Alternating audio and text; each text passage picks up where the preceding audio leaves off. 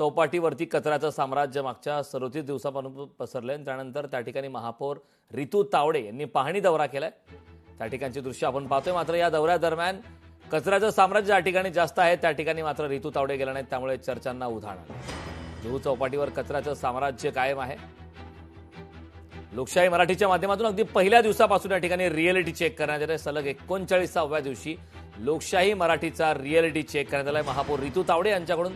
त्यानंतर लोकशाही मराठीच्या बातमीची दखल घेत जुहू चौपाटीचा हा दौरा करण्यात आला। मात्र या दौऱ्यादरम्यान प्रचंड कचरा असलेले ठिकाणं पाहणे मात्र टाळण्यात आले।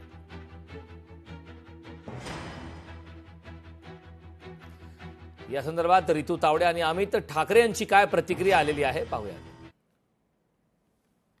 एकतर मी पुन्हा एकदा लोकशाही मराठी चॅनलचं या ठिकाणी खूप स्वागत करते। नॉन स्टॉप त्यांनी हा ड्राईव्ह चालवलेला आहे।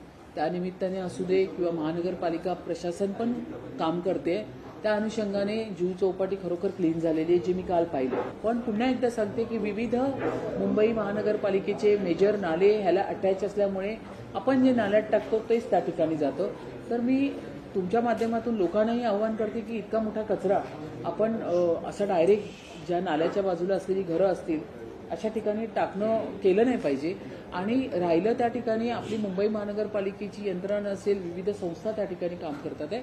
परंतु जेव्हा जेव्हा तुमच्या सूचना येतील त्या आम्ही नक्की फॉलो करू। काय जात आहेत मला कळत नाहीये। मी 25 लाख दिलेत ना त्यांच्या सोशल मीडियासाठी। तुम्ही एआय बनवा ना मस्त।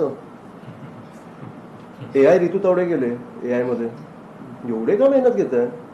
25 लाख लोकांचे पैसे त्यांच्या सोशल मीडियासाठी, अरे खूप मेहनत घेतात मग ते।